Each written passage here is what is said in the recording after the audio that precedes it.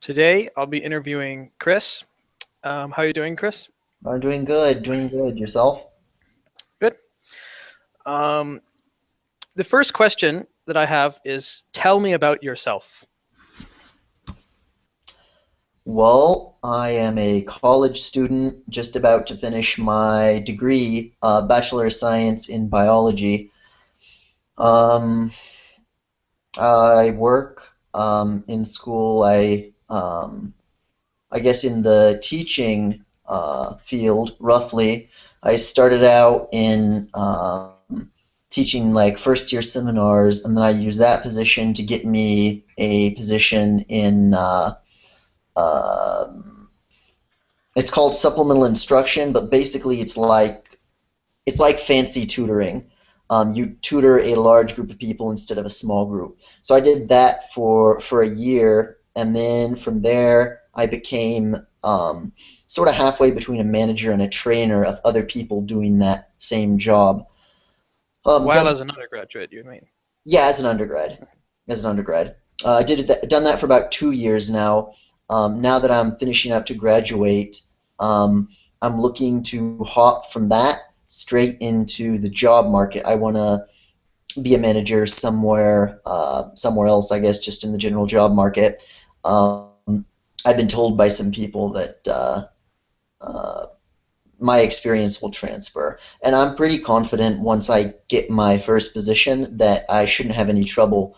Um, I mean, that's some of my work experience, but I've done some other things in school. That's always been my focus because it's the most fun for me and it's the easiest. As far as personal life goes, I mean, most of the time in college I've spent either studying um, or working or planning that, or I mean, I've spent some time on like my worldview in general, and socionics and typology. Spent some time in that. I like to read about history and some other things like that. Um, what else is there to me? So, I mean, people have very different reactions to this question. It's intentionally an open-ended question. Tell me about yourself. And some people don't know how to answer it at all. Um, the intended response to the question is exactly what you did, which is that you focused on one particular aspect that you decided was the most close to your uh, what you were thinking about at the time. Um, but I would say that the purpose of the question is to elicit a narrative about the individual's experience of what they are, and that can be taken in a variety of different ways. Um, so, Right. can you explain a little bit more? Because it was a little quick and I didn't catch all of the things you said. What is it that you actually work on? You're a manager trainee for some other students doing some task. Right, right. So right now I have two positions, and one of my positions is the manager trainee basically type of thing. Um, and Doing so what? so what specifically do I do? Well, basically I schedule weekly meetings for the people in the SI leader position. I do performance review, so I go to the sessions that they conduct with students and I observe them. I make sure they're doing what they're supposed to do, and I formulate advice for them based on the standards set, plus my own ideas. I throw that in there, what I think would work. Um, seasonally, part of my So, job, conducting this, hiring interviews. Yeah. so essentially, you are uh, you're managing teaching assistants, effectively speaking. Well, there's different from TAs because TAs, you have to show up to the TA's lab or section or whatever, right? Because it's a graded course. The SI, supplemental instruction people, they are supplementary, right? So let's say you're going to freshman chemistry. You're a student. There's going to be somebody who stands up in front of the class and says, "Oh, show up at my sessions in such and such a classroom at such and such a time, and I'll help you with that." to learn your freshman chemistry another way.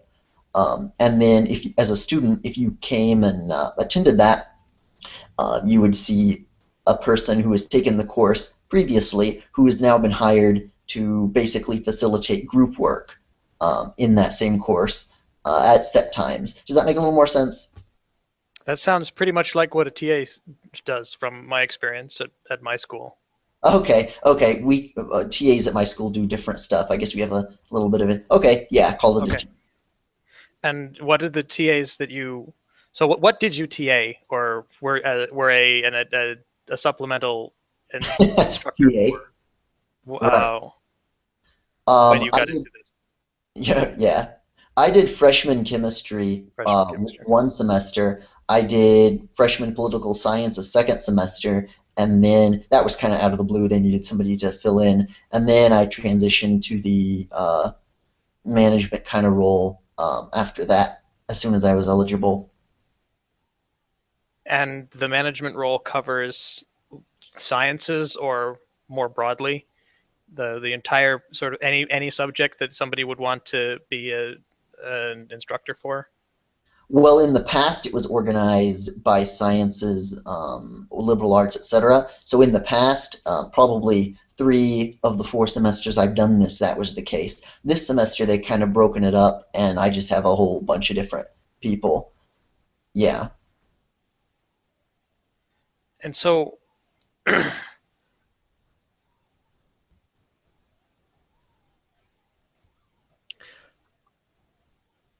how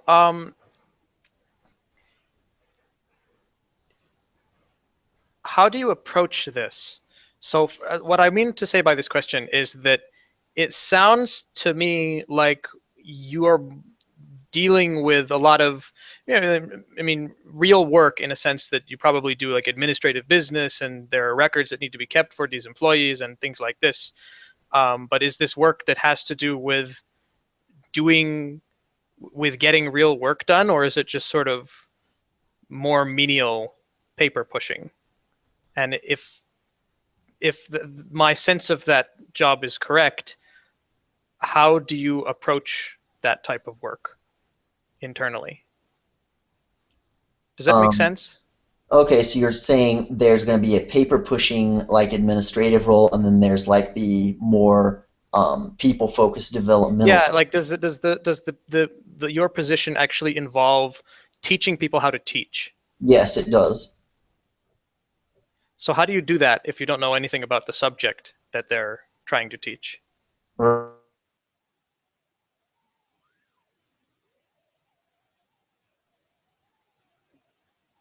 Well, that was anticlimactic. you Hello? there? Yeah, you just cut out for a second. I didn't hear anything you said. Oh, wow. Okay.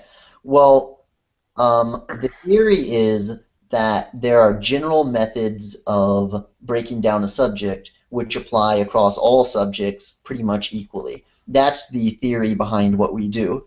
And so, based on that theory, I give advice based on that. If that makes sense.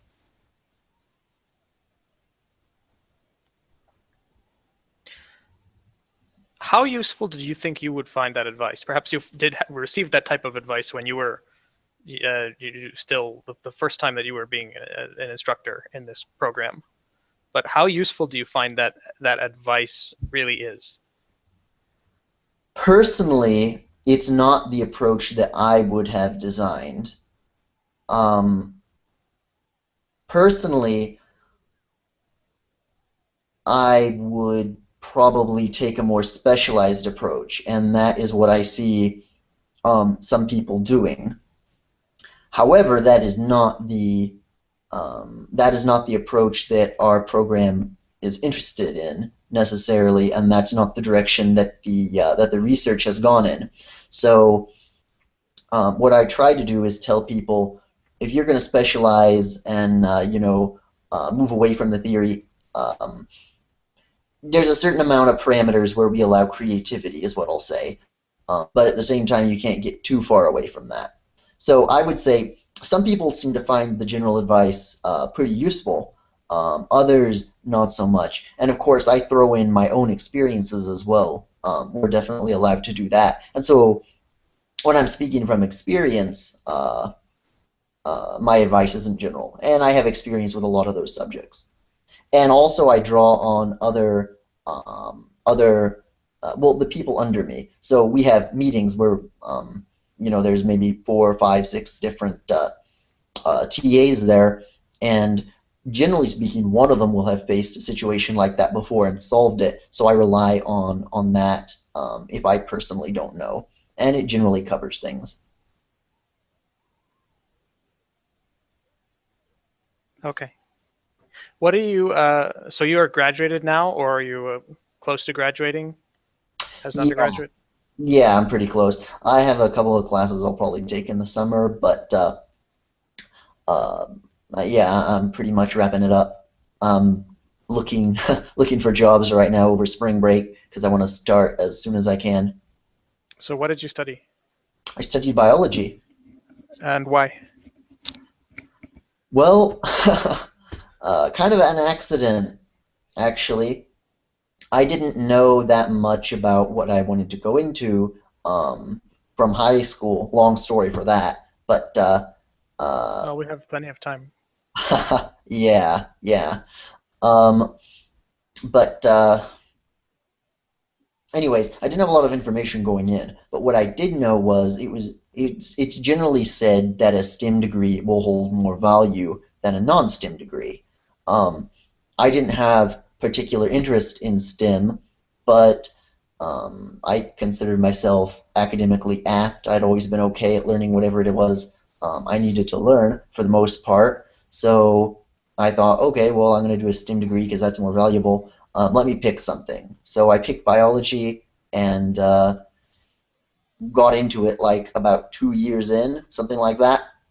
Well, I was researching more about the job market at that point. Plus, I was starting to work, at the college and see what different people were doing. And I found that, maybe in general that's true that a STEM degree is valuable, but you need to work as a technician or something like that. It's really just an average. You can't just apply it like that crudely. But I was already halfway through, like I say, and I was on scholarship. So my choice was change my major to something else that I was more interested in, like say business, or and not finish on time and go into debt, or just finish the STEM degree without debt and hope I could jump into the job market somewhere. And I decided that the last option was better. Plus, I like the idea of finishing what I started. So yeah, And there's so you at the time when you were making a choice to figure out what you were doing, it sounds like your choice is basically not principled, but with the idea that it would be more profitable to learn some hard science. more profitable. It was also partly probably a little bit of a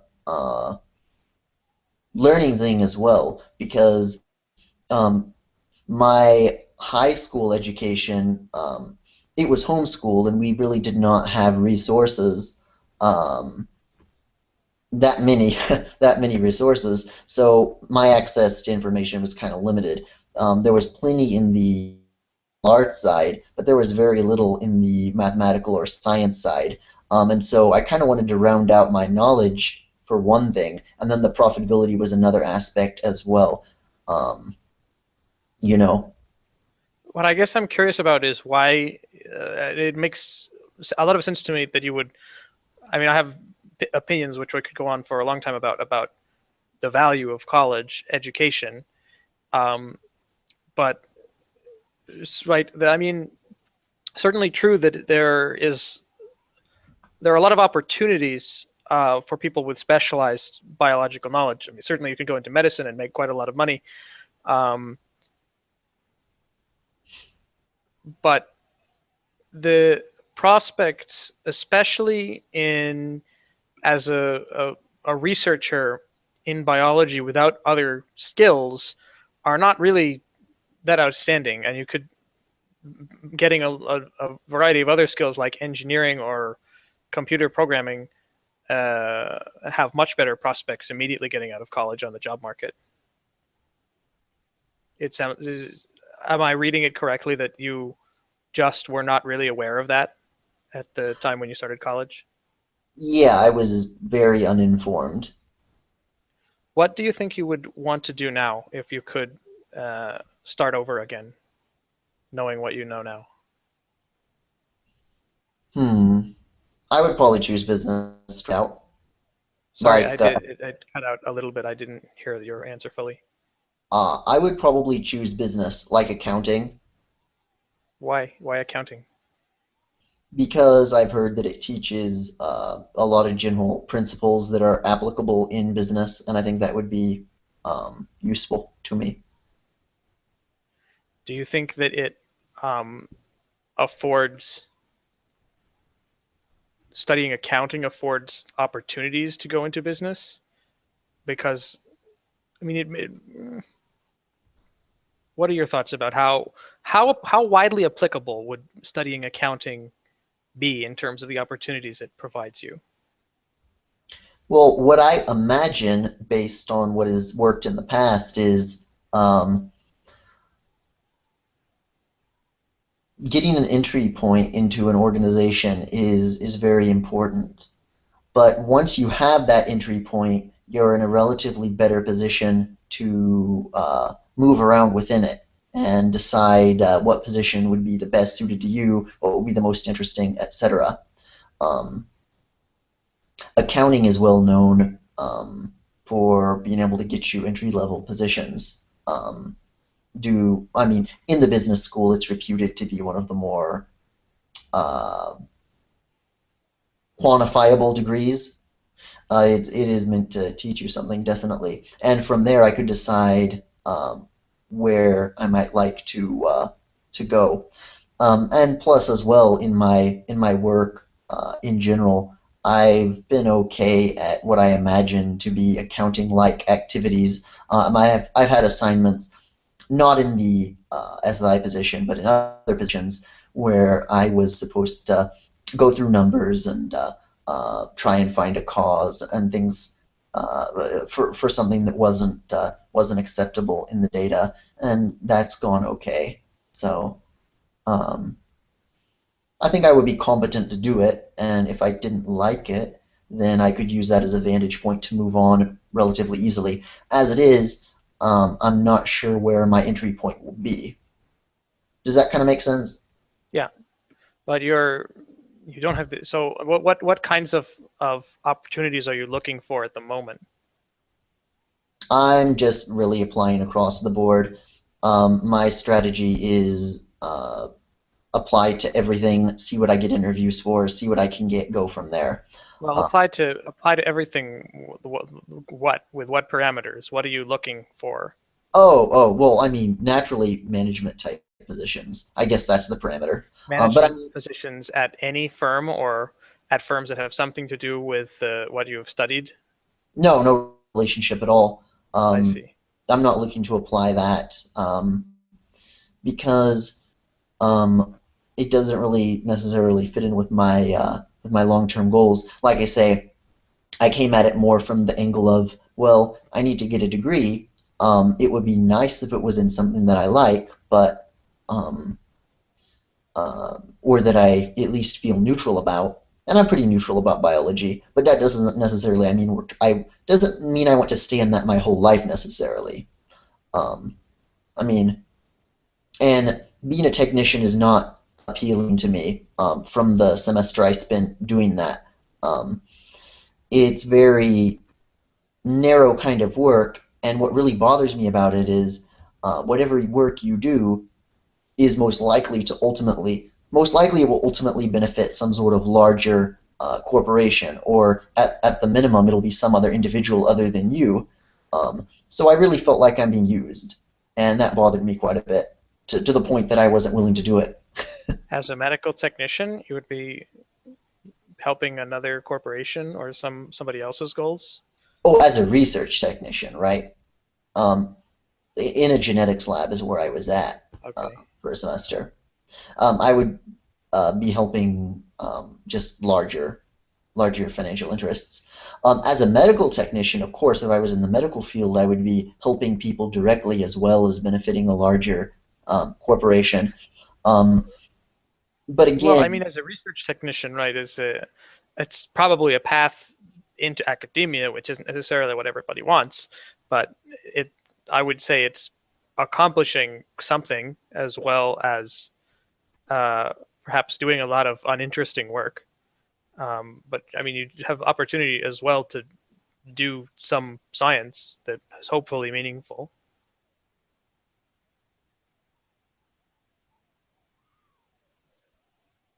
are you there? Yeah. All right. True. That is very true. But um, I don't feel that from that point I could ever get to the top of the entity. And I guess I have some ambitions as well, which I'm not ready to give up on yet, seeing as I'm just starting out. And I would preferably like to be, uh, I would able to be, I would like to be able to move in the hierarchy and have some say over what is done. Um, if I'm not making progress towards that, then I would feel uncomfortable, I think. And that's why I shied away from anything that looks like that. I see.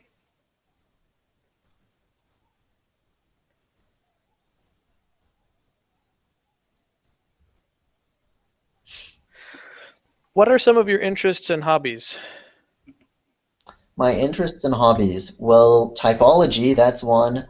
I like that quite a bit. Um, it's pretty interesting. As far as that, the rest, history was one at one time. Like I say, it was interesting to see the lessons that you can draw from the past and till today. That has died down quite a bit, partly because I haven't had the time, and partly because I mean I read a whole lot about it, and I feel fairly comfortable about that. I feel satisfied with that, what I know about it. Um, let's see.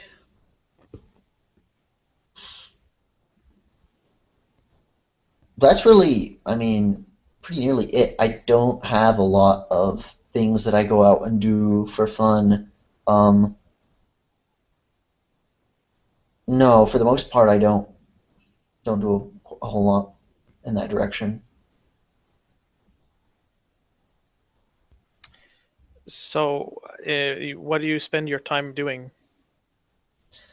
Well, I have spent my time studying, working, trying to figure out what my next step will be. I mean, I spend time on Facebook, social media sites,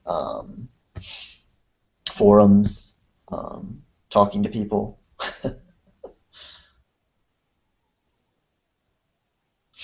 Sometimes I'll get an interest in some class I'm taking, and then I'll maybe order more books about it, and I will, read about that and see where that takes me. I would say reading, if you're looking for a common theme, reading is probably the most stick with me thing. What are some examples of things like classes that you have taken and wanted to read more about that have piqued your interest? Hmm. Probably I can't think of the name at the moment, but it was like psychology of management or something like that. Um, that's not exactly the right word, but what was interesting about that class was the textbook took a large number of psychological theories, sociological theories, medical theories. They took some stuff from. They claimed they were going to take stuff from chemistry. They didn't. They didn't understand it at all, at all, and didn't really apply it. So they took these various theories from these various disciplines, and they tried to tie it all together for the specific application in management. So, how would you conceptualize an organization? How would you design an organization as a manager? How would you apply these various theories of personal development with your employees? Things like that. Um, they were not. Uh, each individual theory could have definitely been delved in more deeply, but they hit on the main points, the main takeaway message, and overall it was interesting because what I rarely see is different different pieces of knowledge all tied together in one neat package that can be used easily without tons and tons of uh, qualifiers that make it very difficult to use the information. Because the qualifiers are nice when you're researching something, but when you want to use it, you want to figure out what is the essential part and how to strip it down to the essentials. Uh, I kind of like that they succeeded in doing that.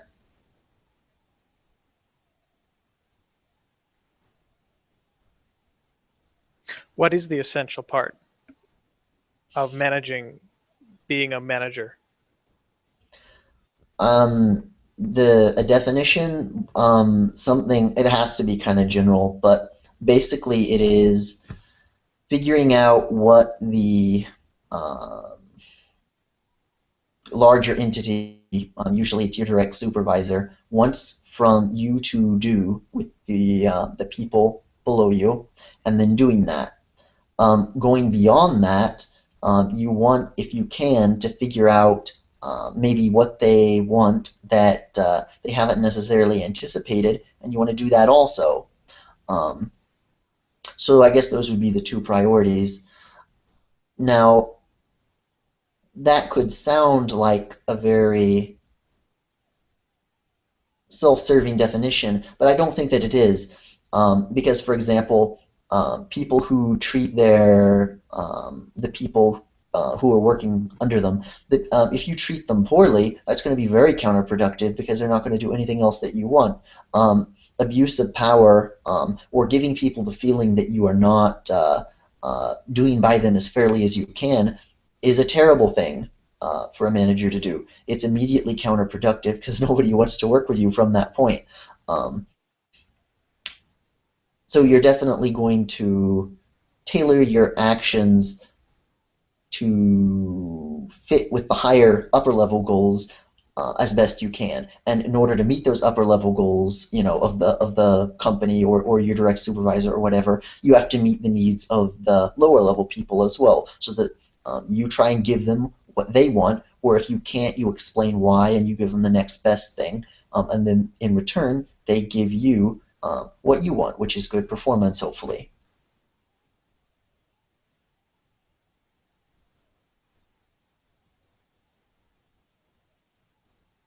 Okay, so that seems kind of obvious.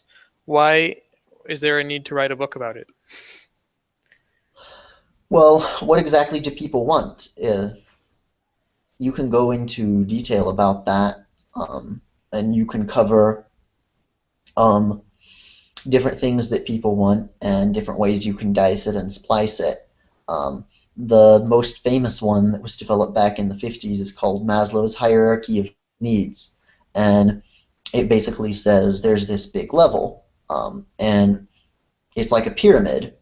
And if you don't meet the lowest level of the pyramid, then nobody's going to care about the upper levels until you've met the lowest level.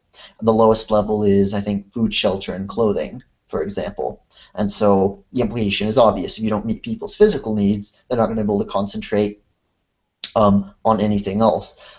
However, once you have satisfied those lowest level needs, what happens is people start becoming preoccupied with whatever the next level up is. And so that might be status or something like that. I forget what the exact order is. I would have to look it up. But then they start worrying about that. And are they being respected and things like that. And so then you address that. Um, and then there's various other theories that approach it from different angles. I have not a very good memory, to be honest. If I had it in front of me, I could explain it a lot better. But does that kind of make sense? Well, I mean, the part that I'm not, uh, I think there's a missing connection, which is that you said, right, that you find it very useful to have somebody who has done some work and, in a sense, synthesized a large body of work into something that you can apply. Well, okay, so if you take Maslow's hierarchy of needs, right, and you're the manager of a company, right, and you want your employees to like, I mean, I don't know, this is it's very abstract because we don't even know what your company does. Let's say that your company produces software and you want your employees to write software. Um, well, Maslow's hierarchy of needs suggests that if you don't pay your employees enough money so that they have enough food, then they're not going to be able to write very good software. But they're also going to be really angry at you and quit. Yes. So that seems obvious. Why? The question, I guess, that I have, and that I am, in a sense, challenging you to respond to, is how is this type of synthesis as applicable as what you have said that you appreciate about it? That is, these are ideas that can change the way that you think about how to deal with the people around you. But what does that have to do with the work you're actually doing, and how are they useful to the work that you're actually doing?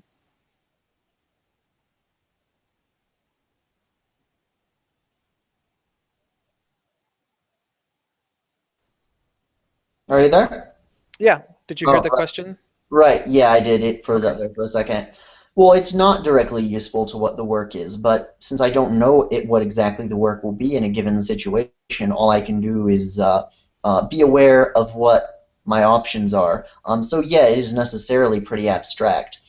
While it is obvious in a case like that, um, uh, you might, because we're talking about it, right? It might not always come to mind. What I like about it is it lays everything out almost visually, so you can basically look at everything in a moment's glance instead of thinking it through step by step, possibly overlooking something. But I feel like it saves a lot of time. Um, it's also abstract, so that you could apply it to almost any different kind of industry because it's dealing with people, right? So it's basically universal to whatever you're working in.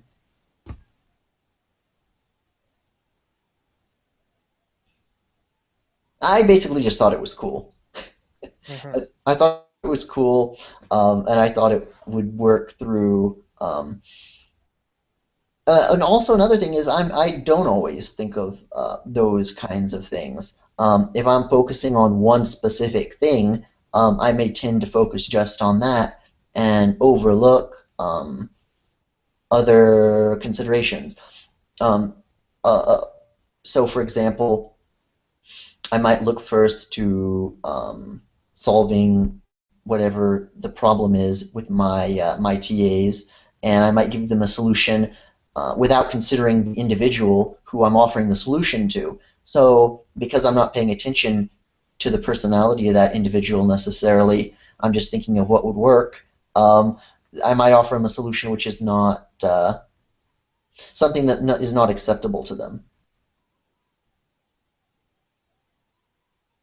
In practice, how I've worked around that is by offering them like 3 or 4 different solutions, hopefully from other people in the group. But I haven't got a perfect answer to that one yet. Mm-hmm. So, how much does it bother you that you don't necessarily know the details of what the work, the actual work entails, such that you need to resort to abstract solutions rather than directly relevant uh, experiences to help people guide through it? I don't think it bothers me at all. In the past, I've always been able to come up with something really fast for the most part. Even if I didn't necessarily know what I was doing beforehand, I would just kind of figure out, okay, well, this is what needs to happen. So what do we have that can make it happen? Okay, let's do that. Um, I kind of prefer it that way because, I mean, for one thing, it's hard to remember tons and tons of specific procedures and stuff. And for another thing, if I change what I'm doing, do I immediately lose all that knowledge? No, I don't think so. I think all situations are pretty much like it's kind of hard to describe, but I feel like you can apply an abstract solution relatively. Yeah, I feel like I can apply an abstract solution relatively easily, and if it's not working, I'll have the sense to throw it out and be like, okay, this isn't working, guys. Uh, so I could give you an example of that. Sure. So I started a student organization. It was meant to be a professional organization for the TAs. Um, and the reason I did that was I wanted to put on my resume that I had started a professional organization at my job. But I also wanted to succeed. I also had, I thought it would be fun. So I started that, and then I got the people who were in my work group to join it.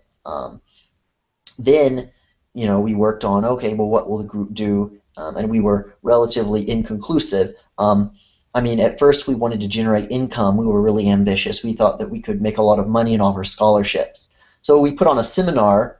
We persuaded some computer science students to put on a seminar with us in attendance and to give us the profits from that, 80% of them. Well, we didn't have a lot of attendance to that. So the next semester, what we tried was just do some fundraising and plan for the next semester. Um, and we made some money from that, but we were still like, okay, well, what's the point of this organization?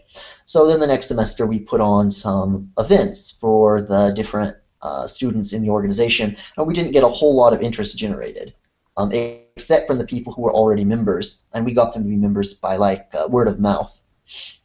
So we said, well, we could be a professional organization, but just pretty much hold events for ourselves and use the money we fundraised for that, because the most effective way to get people to attend is to actually make them members. So now we're focusing on outreach. So it's kind of a what's working right now kind of a thing. I mean, and it's working okay. We have like 12 people. There's like 80 potential members, so we're not doing as well as we could, but we're not going to give up. We're going to see what we have, what are our possibilities, and we will try them out and see if they work. But like, for example, with the revenue generating ideas, that sounded really wonderful, so we tried it out to see if it would work to begin with. What we found was, no, there's just not enough demand among students to attend knowledge-based seminars that we charge for. So, we switched Why did you tack. think that would work in the first place? Why did we think it would work? Well, because we found a pretty good program to be offered, and it was a gap. The school doesn't offer, so it was Python that we were trying to teach. The school didn't offer anything teaching Python in particular, and some of our members who were computer science students were like, yeah, we think that people would pay for this. So we said, all right, let's try it. But people didn't have enough time to bother to do that during the school year. Exactly. Yeah. And also, if they wanted to learn it, they could Google it and learn it that way. Well, there's that aspect Yeah. as well. But you don't know for sure until you try all the time. How did you initially recruit people to this group? Well, I mean, I started it personally myself, and then I told the different people in my work group about it, and I was like, hey, this could be a cool idea. We'll have a professional organization, or some such wording, and they were like, oh, cool, it'll be great. And then, tons of brainstorming ideas, and everybody was like, yeah, it'll be amazing. And then that's when we tried to generate revenue. That was in the first burst of enthusiasm or whatever. But you said there were 80 potential members. What do you mean by this? What is a potential member? There's like 80 TAs. I see. And so you're just targeting all of the TAs as potentially being interested in what you do. Right, right. Do you think that's realistic? Or Well, we'll never get all 80. But what'll happen is basically what what I have been hoping was from day one, I hoped that my boss would be like, hey, that's an amazing idea. Oh, are you there? yeah, I'm here. Yeah, I hope my boss would be like, hey, that's an amazing idea. We'll support it and we'll encourage all the employees to join. And then my work would have been done for me really easily. That did not happen, but I still thought, well, I went to the trouble of getting us registered and getting us a constitution. I spent like 6 hours on this. I'm going to see if I can salvage it by advertising it to my group and getting them to join. Six And hours would be such a waste. I've never wasted 6 hours before in my life. well, I wanted to save it. Plus, it would look good on my resume no matter what happened. I'm creator and founder. Sure. And it was a fun activity for my work group to do that first semester. Mhm. So it served like 3 or 4 purposes for me, even if it didn't necessarily take off hugely. Okay. Let's move on. What have people seen as your greatest weaknesses, and what things do you dislike about yourself? My greatest weakness is probably being not very observant about what goes on around me. That's something which has been remarked on for a long time. Um, yeah, I'm very unobservant. I don't really pay attention to what's going on around me, don't look around. I will like be daydreaming or thinking in my head or something like that. Um, so that's a big weakness. It's hard to call that my greatest weakness in terms of like career or something though, because there I don't know how relevant that is. Rel so that's kind of iffy. But as far as day-to-day living, that's a pretty big weakness. Because it puts me at risk of being in a car accident or something if I'm zoning out while I'm driving. So that's kind of a huge problem. I really try not to do that, but it's very tiring and boring to always be paying attention to the road. And what keeps me at it is I might be killed, so I have to. But I definitely rather somebody else drove me because it's just a bother to get from point A to point B. So that's something. What else?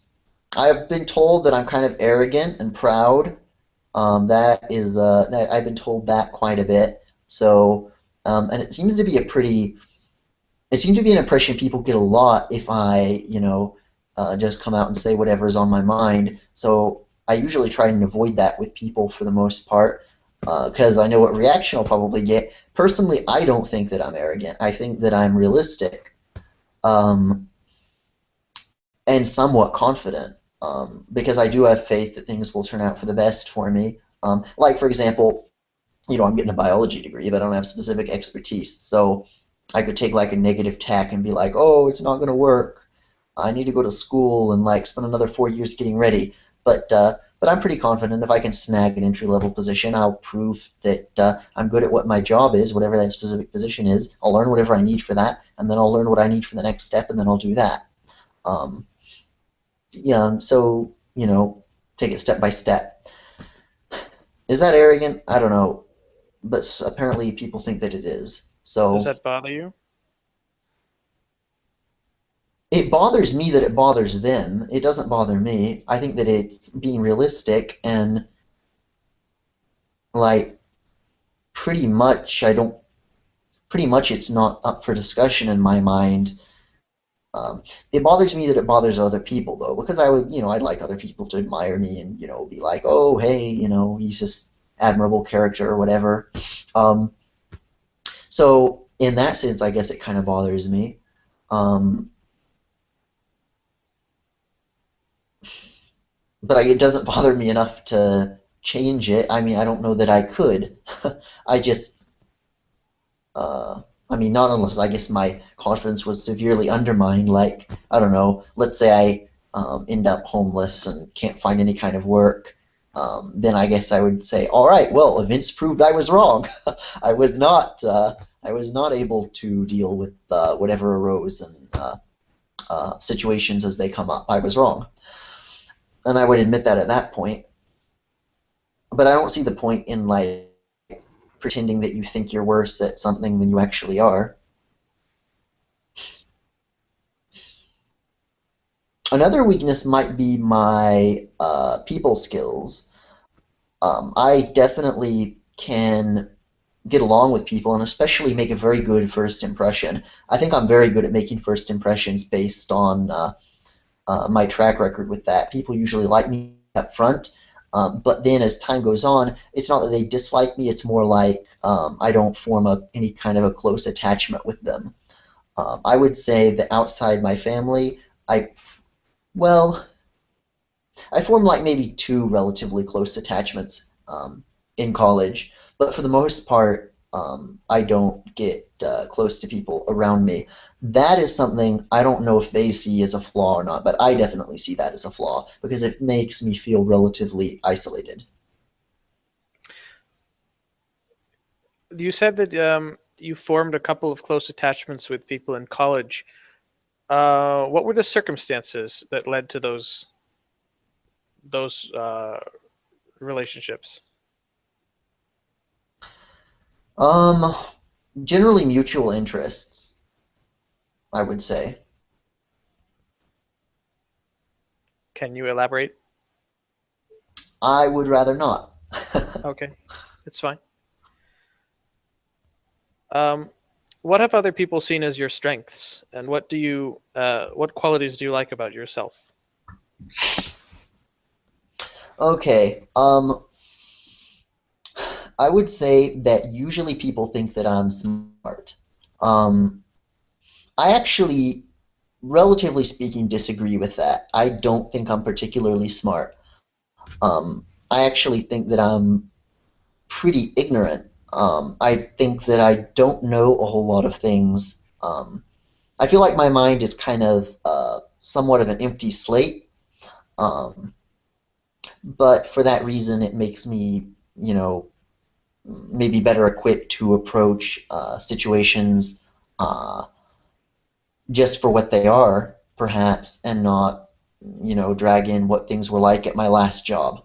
So, for example, something I've noticed with people in various jobs is they'll be like, the boss is not treating me fairly, or he didn't give me my birthday off, or I feel like I should have got paid more at this job because I got paid this amount at that other job. And to me, it's just like, that's all nonsense.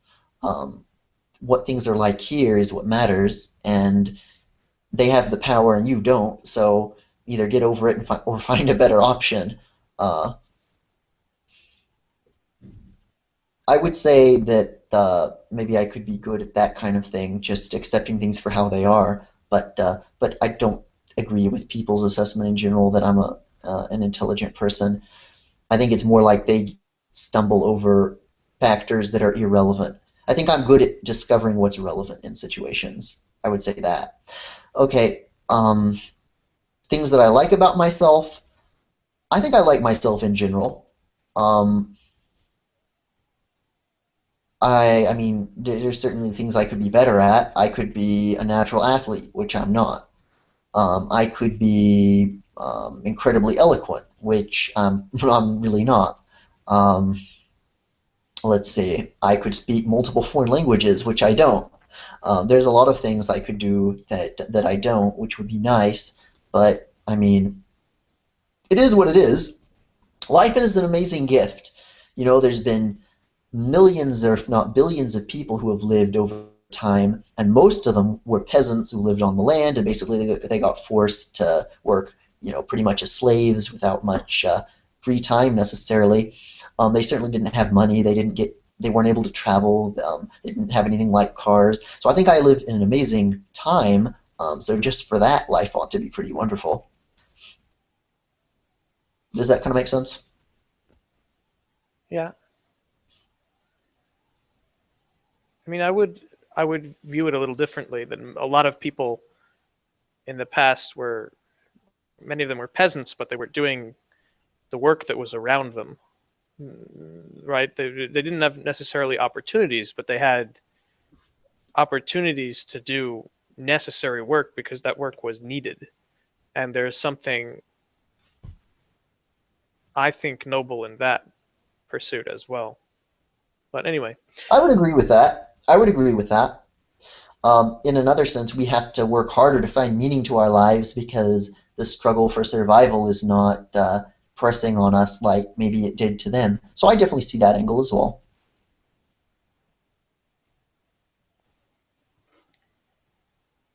in what areas of your life would you like help? Ideally, I would not have help. Um, Okay. I don't want help. I want to do stuff on my own. Uh, yeah. In fact, I would say the major trajectory of my life in school has been not having to depend on anyone else financially or otherwise, if possible.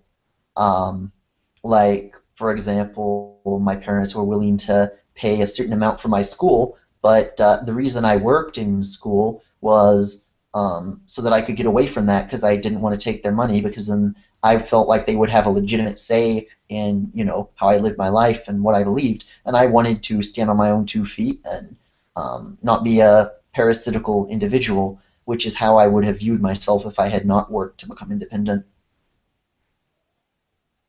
So I would say actually one of my strong values is not relying on uh, dependence is something that I'm actually very afraid of. I hate being dependent. I hate having other people have say over what I do and when I do it. I don't mind so much at work. I mean, although ideally I would still like to, have some say there, and that's something to work towards. But at work, at least, is not personal. You're doing it for money. But like, say, in a family setting, that's completely intolerable. Um, yeah, totally intolerable for somebody to personally have authority over you. No, I hate that.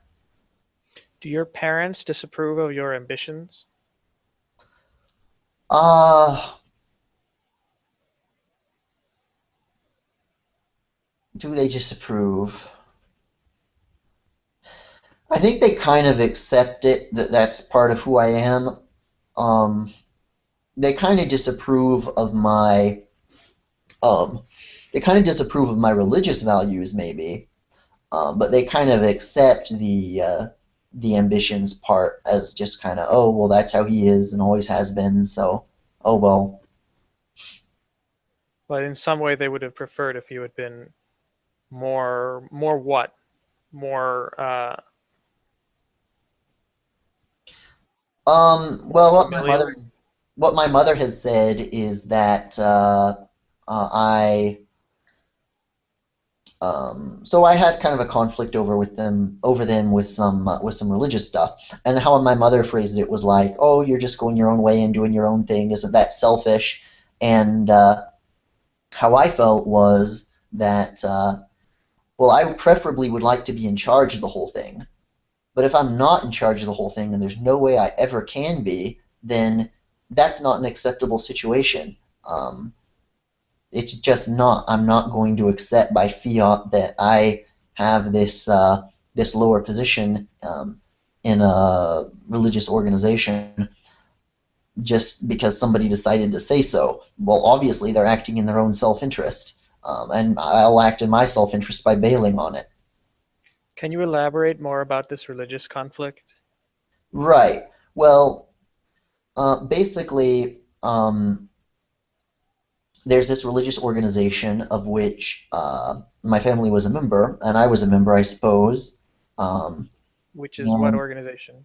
I don't want to specify that for a couple of reasons. But Can you it's a specify what is the sub? If you don't want to specify the name of the organization, is it? I mean, can you give some detail about what is the organization? For instance, is it, I don't know, Christian? Is it Islam? Is it Buddhist? right, If it's Christian, is it Baptist or etc. right. It's broadly Christian. It's broadly Christian. Protestant? Yeah, yeah. So, I mean, but it's kind of a new. It's one of these things that somebody goes out and sets up and is like, hey, I'm going to call it the Church of XYZ, and then they register it, and it's like 10, 15 years old. It's one of those new type things. Very conservative, very conservative.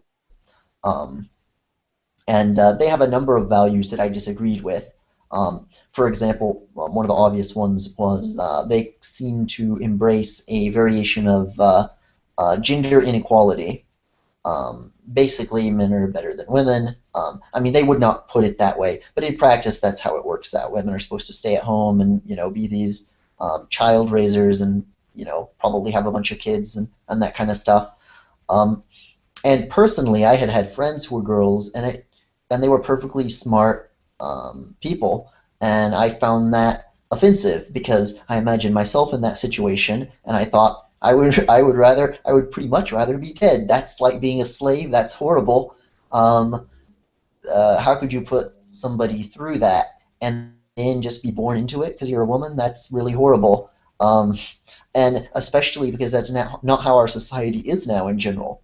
Like, if you were a farmer back in the day, and life is very hard to eke out, then I see more justification for it because it's like, well, maybe the women can't make it on their own, so um, uh, it's sad, but that's how the society is working out.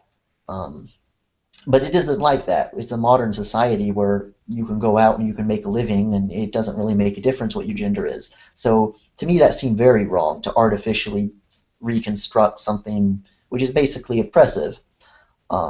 So I didn't like that, but um, that was kind of dormant inside me. And so what happens is some religious authority tells me that I need to attend religious services at such and such a time, or else give a report to them why I'm not doing that. So I basically said, that's my business, and please, move on, or you're making this personal. Well, he didn't, and he's like, you got to show up. And so that kind of sparked in me, well, I don't agree with this organization anyways because of their gender values. So now is my time to exit. And then that's what I did. How old were you? I was 20, 21, Oh, so very recently. relatively recently, yeah. And how long were you a part of this organization before that? Since I was about 13, 14, I think. How would you describe what are your religious uh, views now? I would say I'm broadly Christian because I think that you want to have some sort of guiding principles to base your life on and your morality on. Um, Otherwise, um, I like to have something specific. Um, as far as empirically speaking, I don't think that you can empirically find a justification for any particular religion.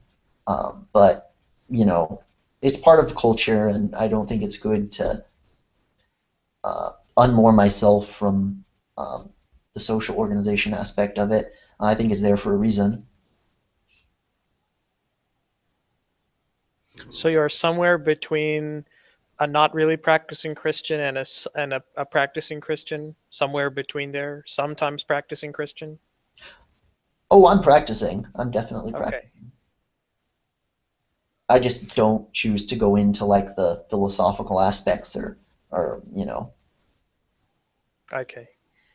It's a relevant distinction. There are many people I think that call themselves Christians, but uh, are not particularly religious in the way they devote very little of their conscious thought to religion and probably very rarely attend religious services and things like this. But you would say that you are not like that. Right. Well, it's a very relevant distinction in my case because growing up as I did in that kind of isolated environment, which it was relatively isolated, I was Yeah, so homeschooled. that environment was a very uh, forcibly religious environment. I get Highly, it. Sorry? highly. Yes, but you have not waned a great deal on the discipline so much as moved away from that particular organization. I would say in the main. Okay. The reason the philosophical bit is relevant is because it was a very controlled environment. As I say, I had seen virtually no examples of any other lifestyle before I went to college. When I did go to college, I came with a worked out theory based on the theology they taught of how the world should work. Their theology is very detailed and makes a number of different predictions about how people should behave. For example, one of the more obviously false ones is that people who are not Christian are incapable of love. Well, I thought, all right, well, that's a specific prediction. I assume that's true because that's what I've been told, and it's one of the logical. Uh, I treated it like it was a philosophical system which made predictions that you could test. So I went out and did that, and I found they didn't compute. So I thought, all right, well, this doesn't compute. This doesn't work. I don't know how I feel about that. So let me just set it aside and find something that does work. And so, then I thought, well, let me just adapt to, what's actually going on around me, see what people around me believe, and go off of that. But since then, I've shied away from big philosophical systems because I had one and it made predictions and they didn't compute, they didn't work. So my conclusion was philosophy isn't really probably all that useful, or at least not that philosophy. So you said that you were taking um, inspiration from the people around you that believed different things. What kinds of things were they, and in what way has your perspective changed over the course of the time that you were in college about generally the world? Right. So I'm at a very international kind of university. I would describe it as much, in terms of the on-campus population, it's as much as 50, 60%. Uh, and there's a number of reasons for that. 50% international students? Yeah, very highly international. Are most of them from still North America, or also plenty from around the what is the distribution of international students?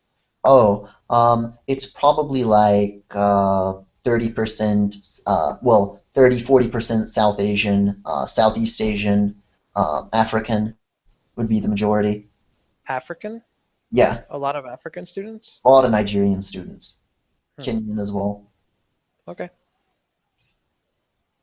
So, yes. So, Uh, what is the ways in which your perspective has changed while you've been in college? Well, so because it's highly international, I met lots of different people with lots of extremely different belief systems.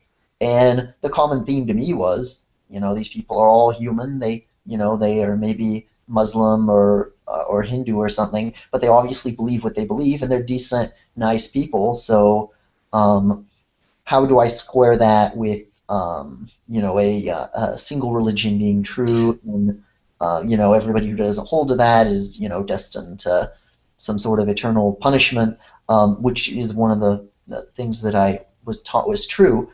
Um, and so I thought, well, that doesn't resolve very well, so I'll just, um, ignore that and say, you know what, it's hard to tell. So that would be an example. How much time of all of the international students and people that you're discussing that have very different belief systems, how much time did you spend talking to them about their belief systems? Their specific belief systems. Oh, I mean, not necessarily their specific belief systems, but talking to them enough to get a sense of the ways in which they view the world that are very different from the ways in which you viewed the world. I would say, maybe 50, 60, 70 hours. Well, that's too much. About 50 hours, I would say. It's been a good amount of time over 4 years. That's a more specific answer than I was asking for, but all right, fair enough. Um, so that's mainly what they have Is this all you got out of it? Is that they were some nice people that believed different things, and therefore your views merited additional consideration? Or what kind of consideration did you give them other than merely backing off of the fervor with which you uh, approached your life previously? Well, I Or is came that to not a fair question? no, it's a fair question. I came to the conclusion that religion is a way to keep a society together. Um, I thought about it in terms of, well, let's set aside all these long-winded arguments about this and that because you can get lost in it and it's extremely complex and like it goes on forever. Um, so that's not going to lead to anything because I did lots of thinking about it back in high school and it led me to conclusions that were that I couldn't apply in practice. They didn't lead to me getting along with people. They just led to me not being able to harmonize with people. They led to like, I mean, it's not possible, at least to me, to live around people all the time and be like, oh, that person is, you know, destined to eternal condemnation, but they are just like me pretty much. So why is that? That's something that I can't reconcile that. So it led to bad conclusions for me. So I thought, set it aside. Um, how does their religion function? And it seemed to function pretty similarly to how my religion functioned, which is basically to hold the society together, give some common belief systems, common values, um, as well as to make it to make sure that people aren't just adrift and floating with no idea of what is right and wrong. Like right and wrong are not optional, and then there's these specific things that are wrong, and you want to move away from those, and then there's these specific things that are good, and try and move towards those, like charity, for example, and things like that. This is a very subjective question, but how?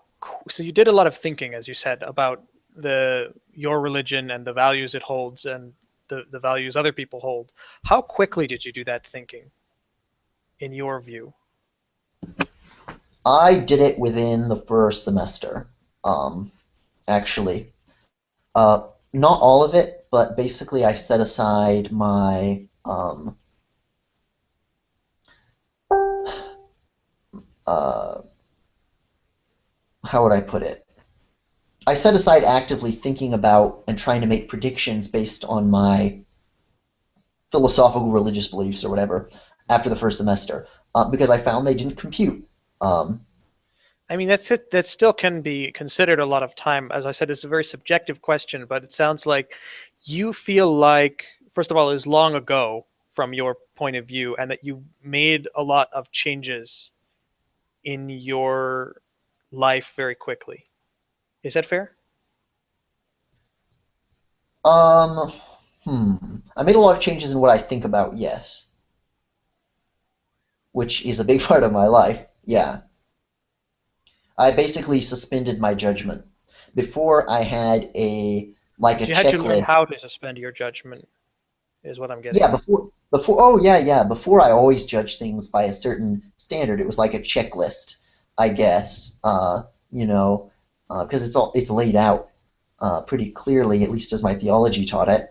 So I suspended the checklist and basically said, okay, well, forget this. And then I was like, well, how do I evaluate anything anymore? Uh, you know?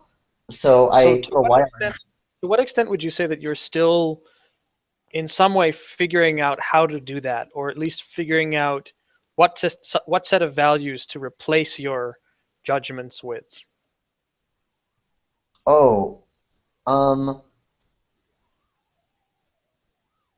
I would say I pretty much gave up on that. I concluded that it was impossible and that values are all subjective pretty much and therefore invalid. But but um, ideally they would be just kind of organic, like just come from the heart, and that was about the best that I could do because that's what the most decent people around me seem to do. So I figured, all right, well I guess that's what I ought to do.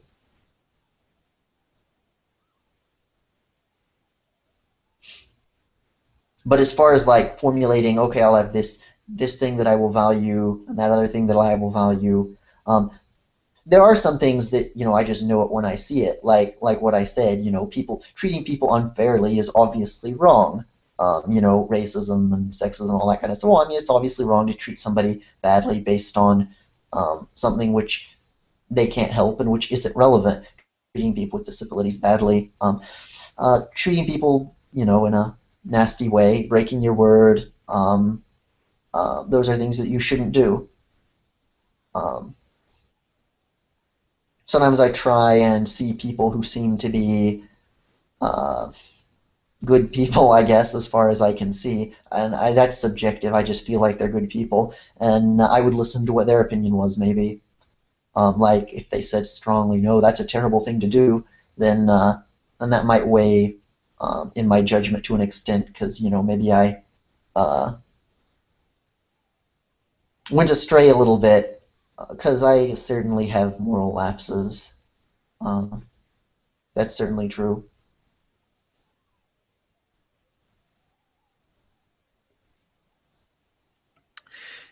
Let's move on to the next item.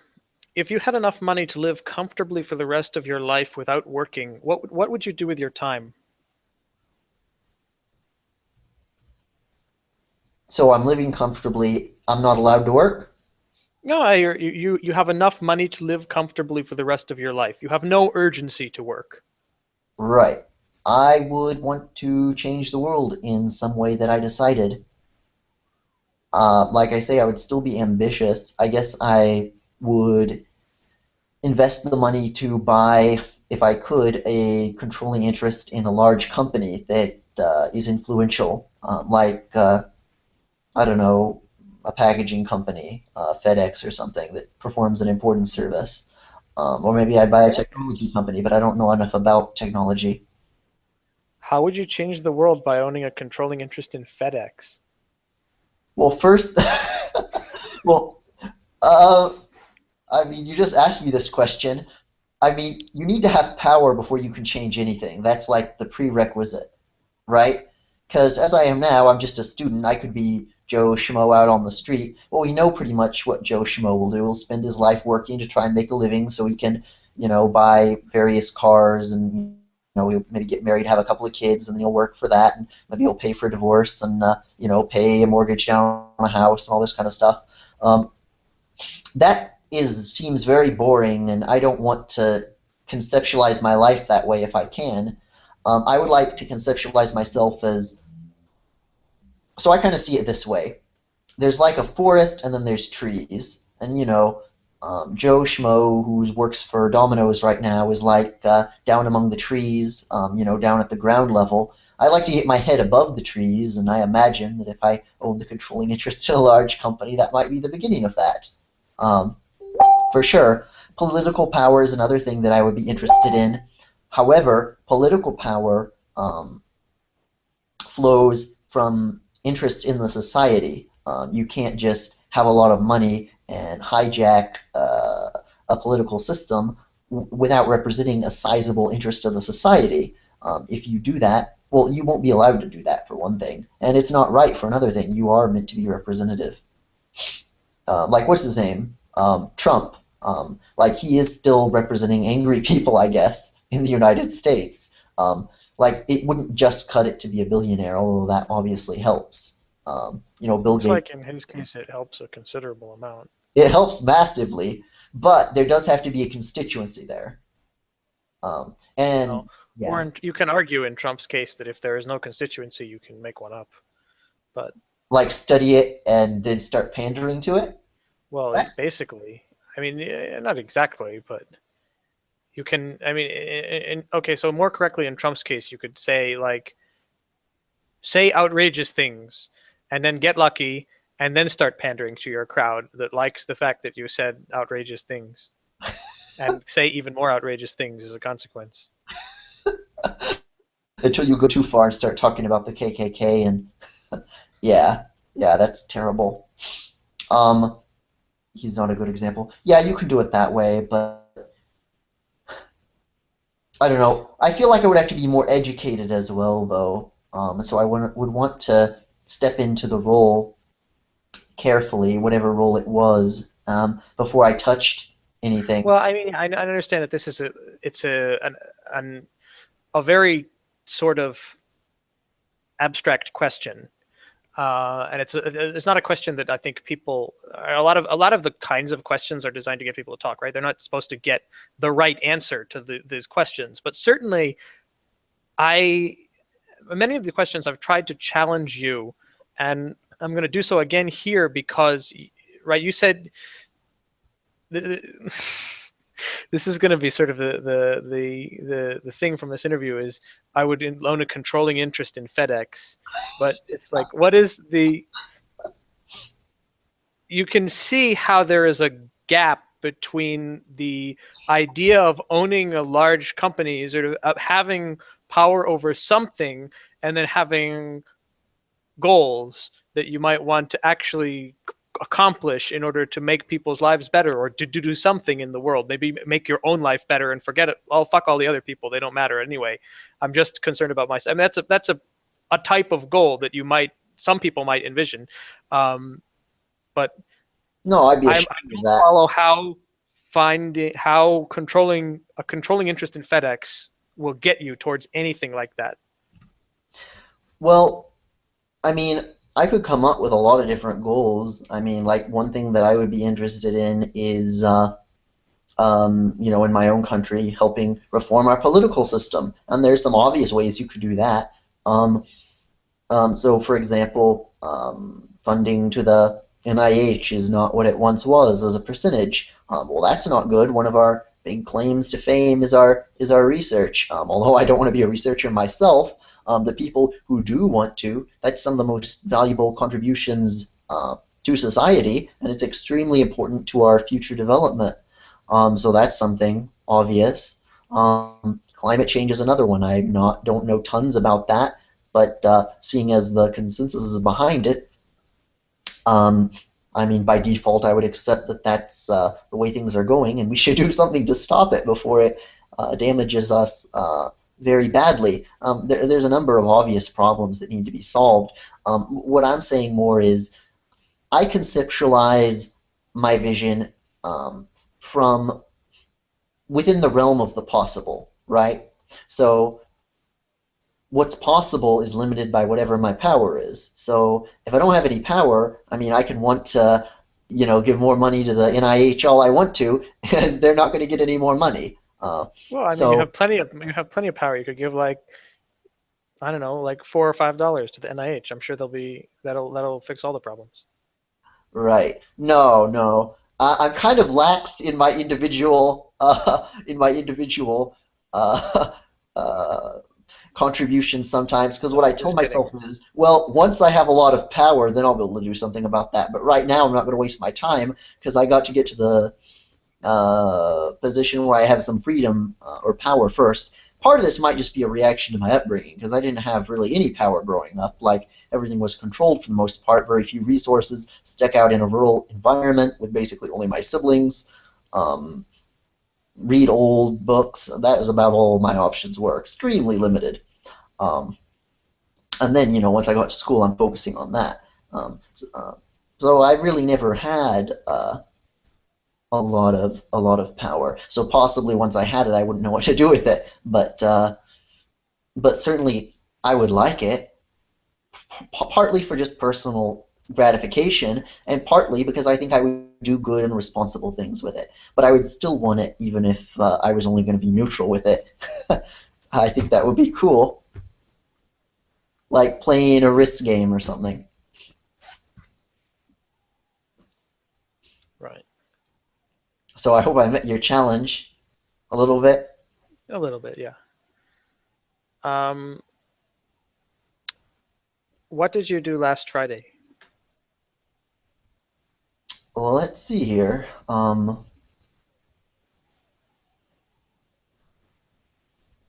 So today is like Wednesday. Yes. Yeah, I'm not sure. You're not sure.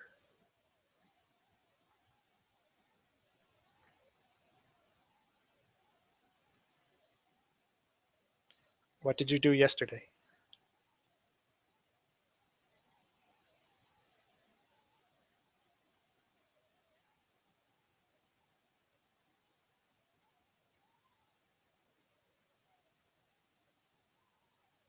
Hello, are you still there?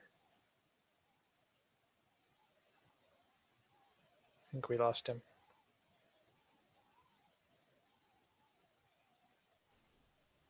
Are you there? I lost you for a minute. Oh, I'm sorry. What was I saying? The last thing I heard you say is you're not sure what you did last Friday. I had a work meeting in the morning because we always have work meetings on Fridays. Um, but I'm not too sure about the rest. We'd had a job fair a little bit before that, but I don't think that that was on the Friday.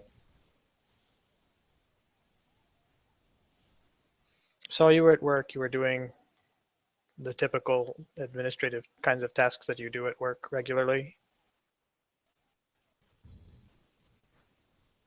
Hello? Oh, are you there?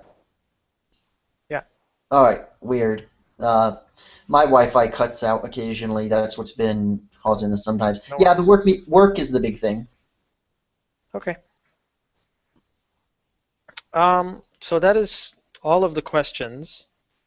Um, yeah, we'll stop the interview here and then we'll keep talking for a little bit. Excellent.